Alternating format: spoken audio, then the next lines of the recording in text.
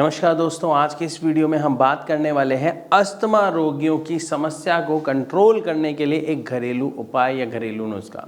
यकीन मानिए, आज मैं आपको बताने जा रहा हूं एक ड्राई फ्रूट, और सिर्फ वो इकलौता ड्राई फ्रूट अपने अंदर हजारों गुण लेके आता है जो अस्थमा रोगियों के लिए किसी रामबाण से कम नहीं है। अगर हम बात करें कि उस ड्राई फ्रूट का सबसे बढ़िया रिजल्ट किस चीज़ में है, तो मैं एक एक करके बताता हूं, क्योंकि सिर्फ एक नहीं कई चीज़ों में अस्थमा रोगी को फ़ायदा करता है। सबसे पहले जान लेते हैं मैं बात किसकी कर रहा हूं। मैं बात कर रहा हूं अंजीर की। अगर एक अस्थमा रोगी रोज़ एक अंजीर का सेवन करता है तो उससे क्या क्या फ़ायदे मिलने वाले हैं, इसे जान लेते हैं। सबसे पहला फ़ायदा, इसके अंदर एंटीऑक्सीडेंट्स के गुण भरपूर मात्रा में होते हैं। और एंटीऑक्सीडेंट्स क्या करता है, आपके एयरवेज में आई हुई सूजन को कम करता है। साथ ही साथ जब सूजन कम हो जाएगी, यानी आपके जो ब्रोंकी होल्स हैं उसके अंदर सूजन कम हो जाती है, तो आपको सांस लेने में जो तकलीफ का सामना करना पड़ता है वो नहीं करना पड़ेगा। इसी के साथ साथ दूसरे इसके फायदे की बात कर लेते हैं, तो इसके अंदर एंटी इन्फ्लामेटरी गुण होते हैं। अब एंटी इन्फ्लामेटरी गुण होने का हमें फायदा क्या मिलने वाला है कि एक अस्थमा रोगी को अगर कोई ऐसी चीज का सेवन कराया जाए जो एंटी इन्फ्लामेटरी है। अब अगेन, इन्फ्लामेशन क्या है, जो सूजन आ रही है, तो उस सूजन को कम करने के लिए ये बहुत ही अच्छा एक उपाय है, एक घरेलू नुस्खा है।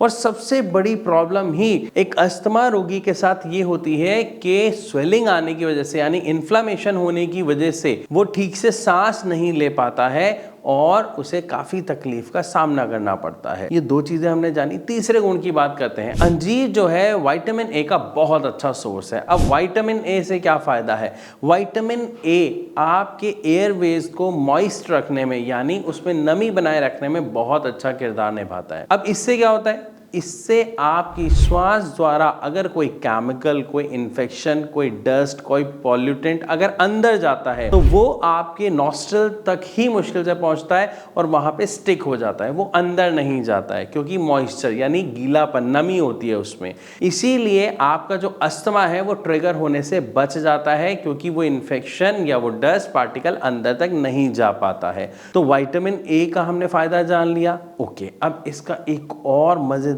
फायदा और जान लेते हैं कि जब भी अगर कोई व्यक्ति रोज एक अंजीर का सेवन कर रहा है तो अंजीर में फाइबर भी बहुत अच्छी मात्रा में होते हैं। फाइबर अच्छी मात्रा में होने की वजह से क्या फायदा होता है कि आपकी बॉडी में बन रहे म्यूकस को बड़े अच्छे से ये कंट्रोल करता है और आपके म्यूकस को बढ़ने से रोकता है। तो एक अस्थमा रोगी को दिक्कत क्या आती है, एक इन्फ्लामेशन की और दूसरा बलगम यानी म्यूकस की।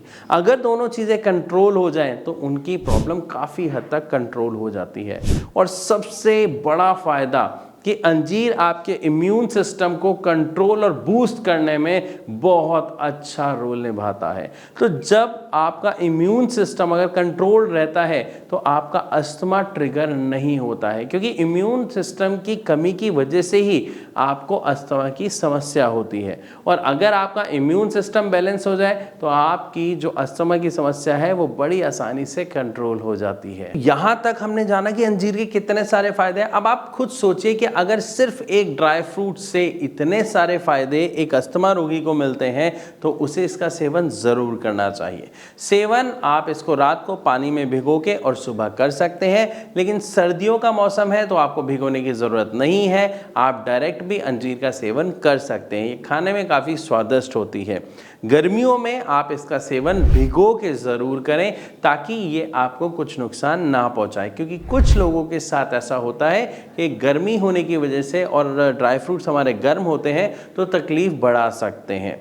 यहाँ तक मैं आशा करता हूँ आपको सारी चीज़ें समझ आई होंगी। वीडियो अच्छी लगी होगी तो इसे लाइक ज़रूर करें। ऐसी और वीडियोस के लिए हमारे चैनल को सब्सक्राइब ज़रूर करें। मिलूँगा आपसे अपनी अगली वीडियो में, तब तक के लिए नमस्कार।